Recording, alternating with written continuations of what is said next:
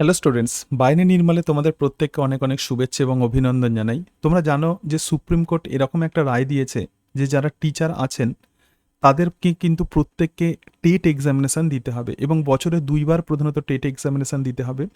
এবং এটা ভেবেই টিচাররা বা যারা যারা টেট এক্সামিনেশান এ বসতে চাইছে তো তারা সিলেবাস দেখছে, তার সঙ্গে সঙ্গে তারা স্ট্র্যাটেজি ঠিক করছে যে কিভাবে প্রিপারেশান নেবে। তো এই ভিডিওতে আমি তোমাদের সঙ্গে আলোচনা করবো এই যে 150 মার্কসের যে টেট এক্সামিনেশন হবে, এই 150 মার্কসের টেট এক্সামিনেশনের প্রিপারেশনের স্ট্র্যাটেজি কেমন হবে। দেখো, এই ধরনের এক্সামিনেশনে ক্র্যাক করতে গেলে স্ট্র্যাটেজি ঠিক করাটা অত্যন্ত গুরুত্বপূর্ণ। অর্থাৎ তোমাকে আগে থেকে জেনে নিতে হবে যে কোন কোন বিষয় পড়বে এবং কিভাবে পড়বে, এবং তার সঙ্গে সঙ্গে এই যে হিউজ সিলেবাস আছে, কোন পোর্শনগুলো প্রধানত সিমিলারিটি আছে এবং কোন পোর্শনগুলো ডিসিমিলারিটি আছে, এটাও কিন্তু ভালোভাবে বুঝতে হবে। তবেই প্রিপারেশন স্মার্ট ওয়েতে নিতে পারবে। এক্সামিনেশন ক্র্যাক করতে গেলে আগে সেই এক্সামিনেশনের প্যাটার্ন সম্পর্কে আইডিয়া রাখতে হবে। তো এই যে টেট এক্সামিনেশন, এটা কিন্তু 150 মার্কসের এক্সামিনেশন হবে। তো এই 150 মার্কসের যে মার্কস ডিস্ট্রিবিউশন কেমন, এক্ষেত্রে যেটা আছে সেটা হচ্ছে চাইল্ড ডেভেলপমেন্ট অ্যান্ড পেডাগজি। আগে বলি যে চাইল্ড ডেভেলপমেন্ট মানে কি, একটা শিশু সে যে বাড়ছে, সে বৃদ্ধি পাচ্ছে এবং সেই সময় তার যে দৈহিক এবং মানসিক যে সমস্ত পরিবর্তন হচ্ছে, বিভিন্ন সায়েন্টিস্ট কিভাবে সেই মানসিক এবং তার সঙ্গে সঙ্গে শারীরিক পরিবর্তনকে স্টাডি করেছেন, বিভিন্ন থিওরি দিয়েছেন, প্রধানত চাইল্ড ডেভেলপমেন্টে এই অংশগুলোই ফোকাস করতে হবে। আর পেডাগজি মানে কি, একজন টিচার যিনি এই সমস্ত ছাত্রছাত্রীদের যিনি পড়াবেন, তো তার সেই পড়ানোর টেকনিক কেমন হবে, তো সেটাকেই আমরা প্রধানত বলবো পেডাগজি। তাহলে চাইল্ড ডেভেলপমেন্ট এবং পেডাগজিতে কত মার্কস আছে? 30 মার্কস। যদিও অ্যাপারেন্টলি মনে হচ্ছে এই চাইল্ড ডেভেলপমেন্ট এবং পেডাগজিতে 30 মার্কস, কিন্তু আমি তোমাদেরকে বলবো চাইল্ড ডেভেলপমেন্ট এবং পেডাগজিতে অন্তত 60 মার্কস কিন্তু আছে। ঠিক আছে, কেন 60 মার্কস আছে সেটা তোমাদেরকে বলছি। ঠিক আছে, একটু ভিডিওটা দেখতে থাকো। এবং বেঙ্গলিতে দেখো, এবং ফার্স্ট ল্যাঙ্গুয়েজ, এক্ষেত্রে ফার্স্ট ল্যাঙ্গুয়েজ হিসাবে অবভিয়াসলি তোমরা বেঙ্গলি চয়েস করবে। তো বেঙ্গলিতে যে মার্কস আছে সেটা 30 মার্কস, এবং তার সঙ্গে সঙ্গে ইংলিশে যে মার্কস আছে সেটাও 30 মার্কস, সেকেন্ড ল্যাঙ্গুয়েজ। এবং যারা সায়েন্সে এক্সামিনেশন দেবে, আমি যেমন সায়েন্সে এক্সামিনেশন দেবো, আমি যদিও আগে টেট এক্সামিনেশন দিয়েছি, কোয়ালিফাই করেছি, আবার দেবো, যখন যতবার সুযোগ আসবে ততবার দেবো। তো এক্ষেত্রে এবং আমি কনফিডেন্স রাখি যে আমি আবার টেট এক্সামিনেশন ক্র্যাক করব। কনফিডেন্সটা কিন্তু অত্যন্ত গুরুত্বপূর্ণ। স্মার্ট ওয়েতে কিন্তু প্রিপারেশান নিতে হবে। তো এক্ষেত্রে সায়েন্স এবং ম্যাথেতে যে মার্কস থাকবে সেটা 60 মার্কস। ঠিক আছে, তাহলে তাহলে 30 প্লাস 30 প্লাস 30 90 প্লাস 60 মানে টোটাল 150 মার্কসের এক্সামিনেশন হবে। এই যে বিষয়টা, এটা আশা করি তোমাদেরকে আমি বোঝাতে পেরেছি। ঠিক আছে, এরপরে আমরা দেখব সিলেবাস। দেখো, সিলেবাসটা অত্যন্ত গুরুত্বপূর্ণ। সিলেবাস বুঝতে হবে এবং সিকোয়েন্সিয়ালি পড়তে হবে। যে কোনো টেটের জন্য এখন বিভিন্ন রকমের বই বেরিয়েছে। তোমরা রীতা পাবলিকেশনের বই তোমরা পারচেস করতে পারো, খুব ভালো বই, সেখানে প্রচুর পরিমাণে এমসিকিউ দেওয়া আছে। আমি আবার লিখে দিচ্ছি যে আপার প্রাইমারি টেটের জন্য তোমরা যে বই ফলো করতে পারো সেটা রীতা পাবলিকেশনের বই। প্রচুর থিওরি যেমন আছে, একদম ডিটেলসে থিওরি আছে, তার সঙ্গে সঙ্গে টোটাল সিলেবাস মেনশন করে দেওয়া আছে। সিলেবাসের যা টপিক আছে সব কিছু এই বইতে পেয়ে যাবে, এবং তার সঙ্গে সঙ্গে অ্যাম্পেল নাম্বার অফ এমসিকিউস কিন্তু দেওয়া আছে। তো এই একটা বইতেই কিন্তু তোমাদের 100% প্রিপারেশান হয়ে যাবে। এবার দেখো সিকোয়েন্সটা কিভাবে মেনটেন করবে। চাইল্ড ডেভেলপমেন্ট এবং পেডাগজি, এই CDP, this is very very important. Apparently আবার বলছি, মনে হচ্ছে এটা 30 মার্কস, কিন্তু অ্যাকচুয়ালি এটা 60 বা তারও বেশি মার্কস এই সিডিপি থেকেই আসবে।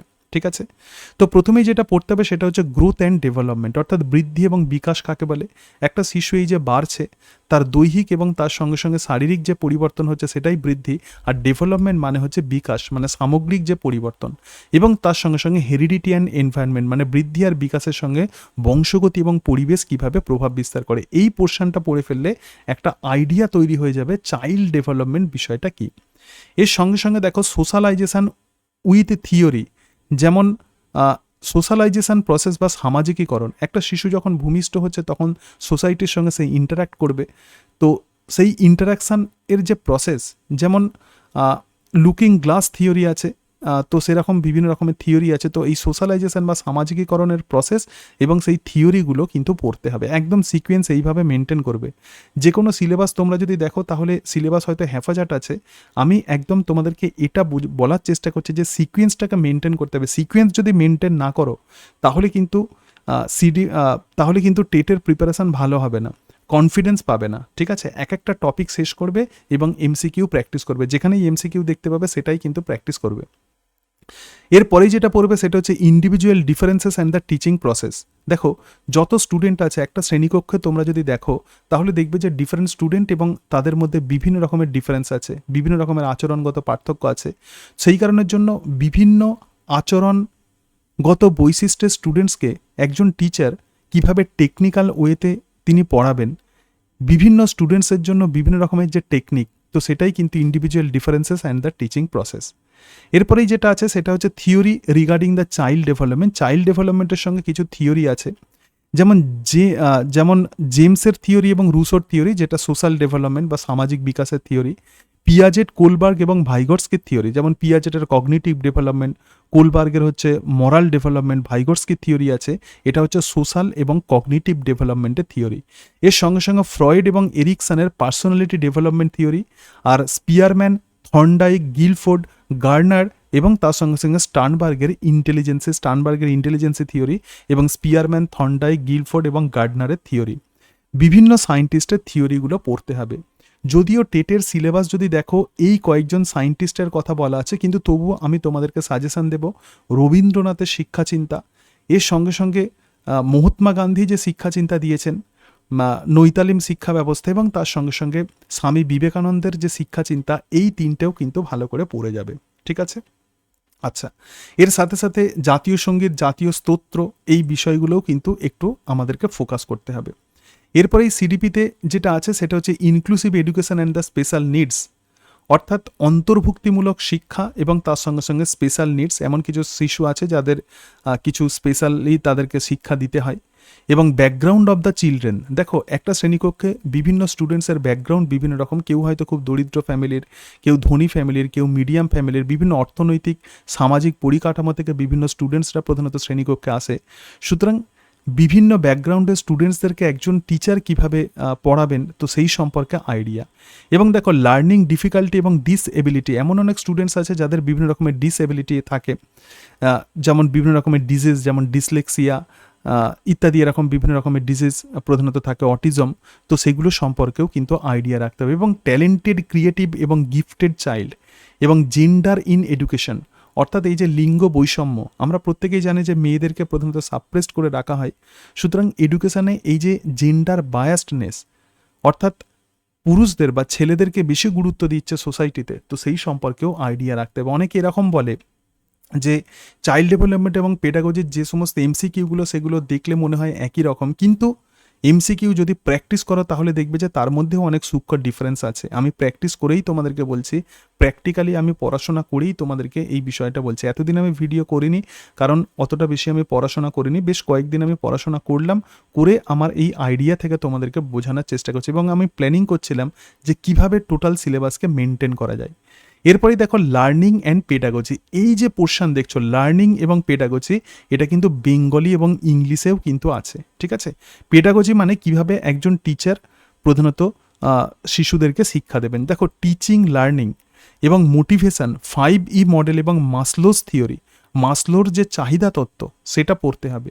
এবং মেথডস অফ টিচিং, মানে একজন শিক্ষক কিভাবে পড়াবেন, সেটা হতে পারে লেকচার মেথড, আমি যেমন তোমাদের লেকচার দিয়ে পড়াচ্ছি, ডেমনস্ট্রেশন মেথড হতে পারে, প্রবলেম সলভিং মেথড হতে পারে, হিউরিস্টিক মেথড হতে পারে, inductive, deductive method. So different টাইপের মেথড সম্পর্কে আইডিয়া রাখতে হবে।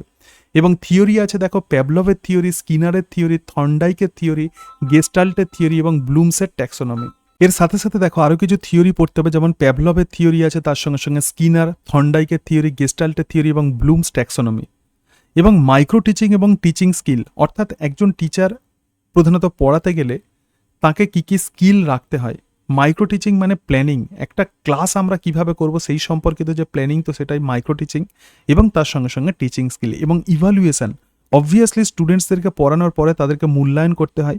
সুতরাং সেই মূল্যায়ন স্কুলেতে ডিফারেন্ট ওয়েতে করা হয়, যেমন ফর্মেটিভ ইভ্যালুয়েশন, সামেটিভ ইভ্যালুয়েশন, এগুলো সম্পর্কে আইডিয়া রাখতে হবে, অ্যাসেসমেন্ট এবং তার সঙ্গে সঙ্গে ডায়াগনস্টিক টেস্ট। তাহলে এই অংশগুলো নিয়েই প্রধানত চাইল্ড ডেভেলপমেন্ট এবং পেডাগজি। আবার বলছি, এই পোর্শনটা যদিও এখানে মেনশন করা আছে যে 30 মার্কস, কিন্তু আমার মনে হয় এটা অন্তত 60 মার্কস বা তার বেশি এই জায়গা থেকে কোয়েশ্চেন্স আসার প্রবাবিলিটি। ঠিক আছে? কেন সেটা তোমাদেরকে বলছি, আমি যুক্তি দিয়ে অবশ্যই বলবো, যে কথাগুলো বলবো অবভিয়াসলি তার মধ্যে যুক্তি থাকবে। ফার্স্ট ল্যাঙ্গুয়েজ বা বেঙ্গলি, এবং ফার্স্ট ল্যাঙ্গুয়েজ বা বেঙ্গলিতে প্রধানত 30 মার্কস থাকে, তার মধ্যে কম্প্রিহেনশনে আছে 15 মার্কস, এবং এখানে পেডাগজি অফ ল্যাঙ্গুয়েজ ডেভেলপমেন্টে আছে 15 মার্কস। তো এই যে বলছিলাম চাইল্ড ডেভেলপমেন্ট এবং পেডাগজি, সুতরাং ল্যাঙ্গুয়েজ ডেভেলপমেন্টের যে পেডাগজি এখানে যে 15 মার্কস আছে, তুমি চাইল্ড ডেভেলপমেন্ট এবং পেডাগজির সঙ্গে সেটাকে অ্যাড করে নাও, তাহলে কত হলো 30 + 15। অর্থাৎ তুমি এই যে সিডিপি যেটা পড়ছো, ল্যাঙ্গুয়েজের যে পেডাগজি আছে সেটা কিন্তু মোরাললেস একই রকম, অন্তত 80% সিমিলারিটি আছে, ঠিক আছে। সুতরাং এই যে 15 মার্কস ল্যাঙ্গুয়েজেতে যেটা আছে সেটা কিন্তু সিডিপিতেই তুমি পেয়ে যাচ্ছ, পড়ে ফেলছো। এটা আর এক্সট্রা করে খুব বেশি পড়তে হচ্ছে না, 20% হয়তো তোমাকে এক্সট্রা পড়তে হবে, কিন্তু 80% সিডিপির সঙ্গে তার মিল আছে। এবং কম্প্রিহেনশন যেটা বোধ পরীক্ষণ আছে, তো বোধ পরীক্ষণে প্রধানত দুটো প্যাসেজ দেওয়া হয়, দুটো আনসিন প্যাসেজ দেওয়া হবে, একটা গদ্য এবং একটা পদ্য, এবং এখান থেকে বিভিন্ন রকমের প্রশ্ন দেওয়া হবে। এবং এই প্রশ্নেতে কিন্তু বাংলা ব্যাকরণও থাকবে, এখানে কিন্তু বাংলা ব্যাকরণও থাকবে। তাহলে ব্যাকরণের সিলেবাসটা কি হবে একটু দেখে নাও। ব্যাকরণের সিলেবাস, যে কোনো ব্যাকরণ বই আমার মনে হয় যে 9-10 ক্লাস 9 এবং ক্লাস 10 ব্যাকরণ বই পড়লেই হবে। আমি এইভাবে নিজের মাইন্ডকে সেট করেছি যে যখন মাধ্যমিক পরীক্ষা যখন দিয়েছিলাম তখন বাংলা ব্যাকরণ আমি খুব ভালোই পারতাম, ঠিক আছে। তো সেই হিসাবে একটা 9 এবং 10 ছেলে মেয়ে তারা এত কিছু সাবজেক্ট পড়ছে, বাংলা, ইংরাজি, ইতিহাস, ভূগোল, জীবনবিজ্ঞান, ভৌতবিজ্ঞান, তাহলে আমরা যারা টিচার আমরা নিশ্চয়ই সহজে এটাকে কভার করে ফেলতে পারবো। এরকমভাবে করলে তবে কিন্তু আমাদের মাইন্ডটা সেট হবে, ঠিক আছে। মাইন্ড সেটিংটা অত্যন্ত গুরুত্বপূর্ণ। দেখো, যেহেতু এক্ষেত্রে কথা হয়েছে, যেহেতু সুপ্রিম কোর্ট রায় দিয়েছে, সুতরাং এটা আমাদেরকে মেন্টালি ধরে নিতে হবে যে আমাদেরকে টেট এক্সামিনেশন দিতে হবে। এখন বিভিন্ন রকমের তর্ক বিতর্ক থাকতে পারে, কিন্তু প্রিপারেশন কিন্তু আমাদেরকে এগিয়ে নিয়ে যেতে হবে, এটাই সত্যি। ভালো না লাগলেও আমাদেরকে এগিয়ে নিয়ে যেতে হবে, মাইন্ডটাকে সেট করতে হবে। আমি এই বিষয়গুলোই বলার চেষ্টা করছি। তো ব্যাকরণে যেটা আছে সেটা হচ্ছে ধ্বনি আছে, সন্ধি আছে, উপসর্গ, এগুলো ফোকাস করতে হবে। বিভিন্ন পদ পরিবর্তন আছে, বাক্য পরিবর্তন, বাচ্য, কারক আছে, সমাস আছে এবং প্রত্যয় আছে, যেটা আমাদের খুব এটা সমস্যা সৃষ্টি করে, প্রত্যয়, এবং তার সঙ্গে সঙ্গে বিপরীত ও সমার্থক শব্দ। অর্থাৎ ক্লাস 9 এবং ক্লাস 10 যদি আমরা বাংলা ব্যাকরণ বই ভালো করে পড়ি তাহলে বাংলা আমাদের অনেকটাই কভার হয়ে যাবে। এর সাথে সাথে আমাদের তো বেসিক আইডিয়া আছে, আমাদের একটা বেসিক ধারণা আছে, তো সেখান থেকে আমরা আশা করি বিভিন্ন প্রশ্ন আমরা সলভ করতে পারবো। এবং ল্যাঙ্গুয়েজের যে পেডাগজি আছে সেখানে কি দেখো, ভাষা শিক্ষা এবং তার সঙ্গে সঙ্গে আয়ত্তীকরণ। একটা বাংলা ভাষাকে আমরা কিভাবে স্টুডেন্টসদের সামনে সহজভাবে উপস্থাপন করব, সেটাকে স্টুডেন্টসরা কিভাবে অ্যাসিমিলেট করবে, এবং মাতৃভাষা শিক্ষাদানের পদ্ধতি, বাংলাকে শেখাতে গেলে কি কি প্রসেস আমরা ইউটিলাইজ করব, যেটা বলছিলাম যে সিডিপিতে যেটা আছে যে টিচিং মেথড। সুতরাং ভাষা শিক্ষাদানের জন্য বেস্ট মেথড কোনটা হতে পারে, এবং অনুলিখন আছে, শ্রুতিলিখন আছে, যোগাযোগের মাধ্যম হিসেবে কিভাবে বাংলা ভাষা কাজ করে, শোনা, বলা, লেখা এবং পঠন, ঠিক আছে। শিক্ষা সহায়ক উপকরণ, অবভিয়াসলি এটা অত্যন্ত গুরুত্বপূর্ণ, যেটাকে বলা হচ্ছে টিচিং এইডস, এবং সংশোধনমূলক শিক্ষা বা রিমেডিয়াল টিচিং, এগুলো সব সিডিপির সঙ্গে আছে, ঠিক আছে। সাধু চলিত ভাষা এবং লেসন প্ল্যান, তাহলে সিডিপির সঙ্গে কোনটা আছে, ভাষা শিক্ষা এবং আত্মীকরণ, এবং তার সঙ্গে সঙ্গে দেখো মাতৃভাষা শিক্ষাদানের পদ্ধতি, যেটা টিচিং মেথড। এর সাথে সাথে দেখো কমিউনিকেশন, যোগাযোগের মাধ্যম, শোনা, বলা, লেখা, পঠন ইত্যাদি শিক্ষা সহায়ক উপকরণ, সংশোধনমূলক শিক্ষা, এবং তার সাথে সাথে লেসন প্ল্যান, যেটা মাইক্রো টিচিংয়েও আমরা পেয়ে যাচ্ছি। তাহলে ম্যাক্সিমাম পোর্শন কিন্তু সিডিপিতেই আছে, ঠিক আছে। আচ্ছা, এবারে শুধু স্পেসিফিক কিছু অংশ আমাদের পড়ে ফেলতে হবে। এরপরে যেটা আছে সেটা হচ্ছে সেকেন্ড ল্যাঙ্গুয়েজ অর ইংলিশ। তো সেকেন্ড ল্যাঙ্গুয়েজ বা ইংলিশে ওরকম বাংলার মতোই আছে কম্প্রিহেনশন, যেটা 15 মার্কস থাকবে, এবং তার সঙ্গে সঙ্গে আছে পেডাগজি, যেটা 15 মার্কস থাকবে।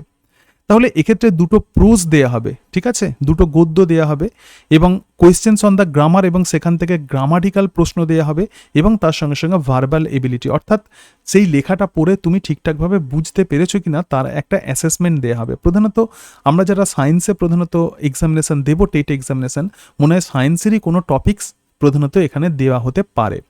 এরপরে দেখো এই গ্রামারে তাহলে কি কি পড়তে হবে, আর্টিকেলস এবং প্রিপোজিশন, মানে এ, এন, দি, ইন, অন ইত্যাদি, কোনটা কখন বসে, এই বিষয়গুলো একটু আমাদেরকে পড়ে ফেলতে হবে।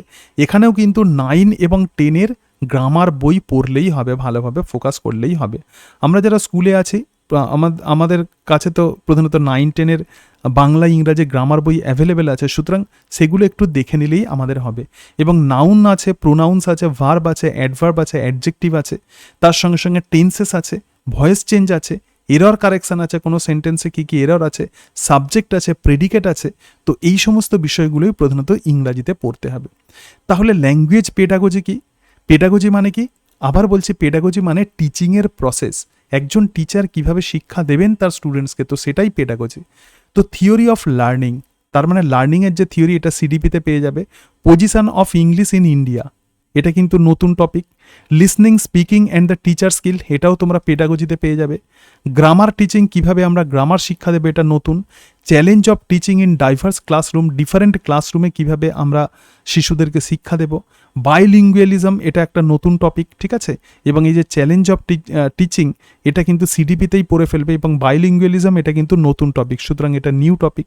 রাইটিং, গ্রুপ ডিসকাশন, এটাও সিডিপিতে পেয়ে যাবে, ঠিক আছে। এবং তার সঙ্গে সঙ্গে রিমিডিয়াল টিচিং, এটাও কিন্তু সিডিপিতে পেয়ে যাবে। তো এগুলোই প্রধানত পেডাগজিতে আছে। তাহলে অ্যাপারেন্টলি তুমি চাইল্ড ডেভেলপমেন্ট এবং পেডাগজি যদি পড়ে ফেলো, তাহলে 60 মার্কস যে 90 যে মার্কস এখানে কিন্তু তোমার কভার হয়ে যাচ্ছে। শুধুমাত্র যেটা ফোকাস করতে হবে সেটা হচ্ছে যে কিছু গদ্য এবং পদ্য বাংলাতে, এবং তার সঙ্গে সঙ্গে কিছু ইংরাজিতে, এই যে প্রোজগুলো একটু প্র্যাকটিস করতে হবে।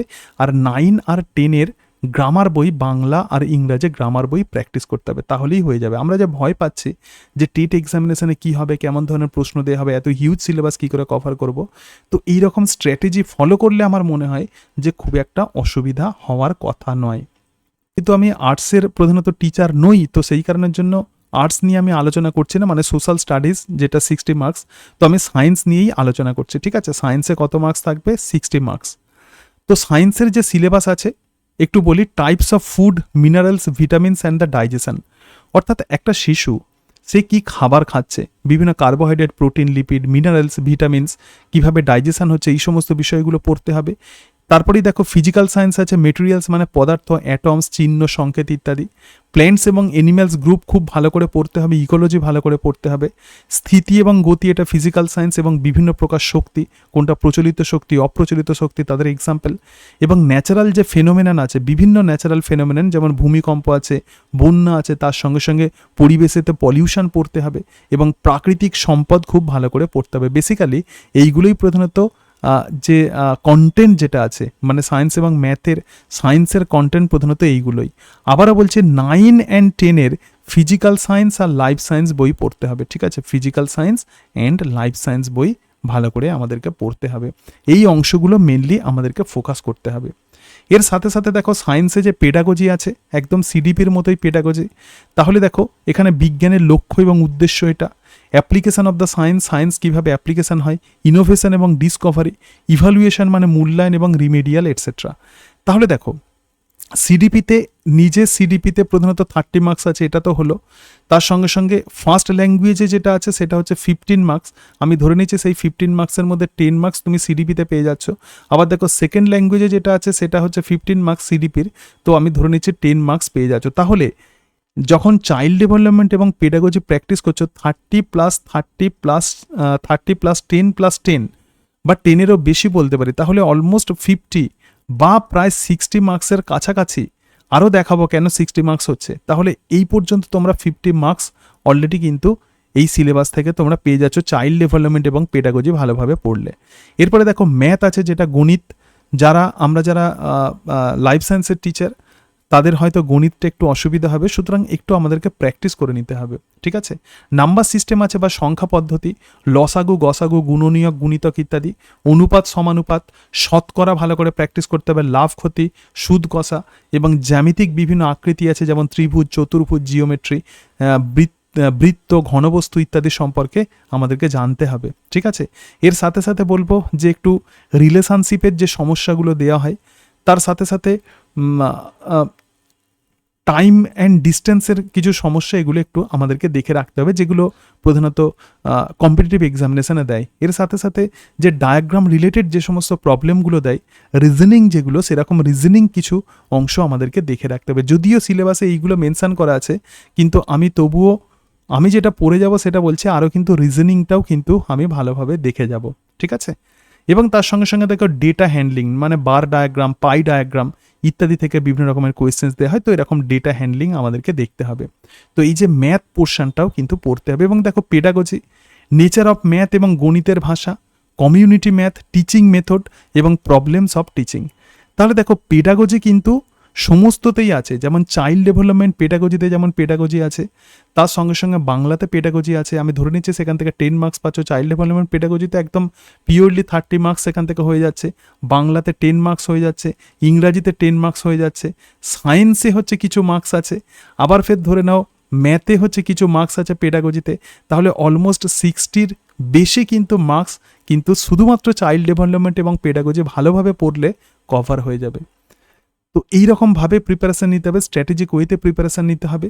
এবার প্ল্যানিং করে নিতে হবে আমাদেরকে যে কোন অংশগুলো কিভাবে করব। তবে আমি সবসময় এটা বলবো যে নিজে নিজে শর্ট নোট তৈরি করে নিতে, যেটা আমি করব। প্রত্যেকটা টপিকের ওপর শর্ট নোট তৈরি করে নেব এবং রীতা পাবলিকেশনের যে এমসিকিউ যে বই আছে, তো সেখান থেকে ভালোভাবে এমসিকিউ প্র্যাকটিস করব। তার সাথে সাথে previous years questions paper follow করব। আমাদের সামনে একটা চ্যালেঞ্জ এসেছে, আমরা সেই চ্যালেঞ্জকে অ্যাকসেপ্ট করব। এবং আমি সবসময় মনে করি যে টিচাররা যে কোনো চ্যালেঞ্জ যে কোনো সময় তারা অ্যাকসেপ্ট করতে পারেন। তো আমাদের সামনে চ্যালেঞ্জ এসছে, আমাদের আবার নতুন করে আমাদেরকে প্রমাণ করতে হবে। যদিও এটা খুব চাপের ব্যাপার, অনেক টিচার আছেন হয়তো পড়াশোনা থেকে ডিটাচড হয়ে আছেন অনেক দিন, বা আমি বেসিক্যালি আমার কথাও আমি বলতে পারি যে বিভিন্ন ফ্যামিলিগত প্রবলেম থাকে, বাচ্চাদের মানুষ করা প্লাস বিভিন্ন ফ্যামিলিগত প্রবলেম, স্কুল মেনটেন করে তারপরে আবার নতুনভাবে এইভাবে পরীক্ষার জন্য প্রিপারেশান নেওয়া, এটা একটু চাপের থাকে। কিন্তু তবুও সেই চাপ আশা করি কাটিয়ে উঠতে পারবো। এর করার পরে তারপরে আবার নিজেদেরকে প্রমাণ করা, এটা একটা আমাদের কাছে একটা চাপের ব্যাপার। চাপের থেকেও বড় কথা যেটা, তো সেটা হচ্ছে একটু আমার মনে হয় একটু অসম্মানের ব্যাপার। তাহলে আমরা এতদিন যে পড়ালাম, এত যে স্টুডেন্টস আমাদের কাছে পড়াশোনা করে গেছে, তাহলে তারা কি ভুল শিখেছে? এটাই হচ্ছে প্রশ্ন। তো যাই হোক, টেট এক্সামিনেশান দিতে হবে, আমরা অবশ্যই দেবো। এইভাবে আমাদেরকে প্রিপারেশান নিতে হবে। যে কোনো এক্সামিনেশান, দেখো কোনো জিনিস পড়ানো একরকম এবং নিজে এক্সামিনেশান দেওয়া একরকম। সুতরাং এক্ষেত্রে অবশ্যই একটা মানসিক চাপ যেমন সব্বার ওপর যেমন থাকবে, আমার ওপরেও থাকবে, আমাকেও যেহেতু দিতে হবে। তো সেই হিসাবে সেই চাপকে, তবে আমি মনে করি যে এই চাপকে কাটিয়ে উঠতে পারবো, আমরা সবাই কাটিয়ে উঠতে পারবো। কারণ টিচাররা যে কোনো রকমের প্রেসার যে কোনো সময় তারা রিলিজ করতে পারেন, যে কোনো সময় তারা যে কোনো সিচুয়েশান তারা ট্যাকেল করতে পারেন। তো এই আশা করি এবং এটাই ঈশ্বরের কাছে প্রার্থনা করি যে টেট এক্সামিনেশান হোক, নতুনরাও সুযোগ পাক, টিচাররাও সুযোগ পাক। আমরা আবার আমাদেরকে দিতে হবে, ঠিক আছে, দিতে হবে, কোনো ব্যাপার নেই। এইভাবে আমাদেরকে প্রিপারেশান নিতে হবে। একটু স্ট্র্যাটেজিক ওয়েতে প্রিপারেশান নিলেই আমার মনে হয় যে সিলেবাস যেটা মনে হচ্ছে হিউজ, আমাদের একটা ইমেন্স প্রেসার যে চেপে বসছে, একটা প্ল্যানিং করে প্রিপারেশান নিলে আমার মনে হয় যে সেই চাপটা থাকবে না, আমাদের অনেকটাই নিজেদেরকে হালকা মনে হবে। আজকে তাহলে এই পর্যন্তই। যে টপিক আমি তৈরি করব, আমি আমার ইউটিউব চ্যানেলে নিশ্চয়ই আলোচনা করব। আশা করি এগুলো অনেকেরই হেল্প হবে। সকলে ভালো থাকবেন। Thank you and that's it.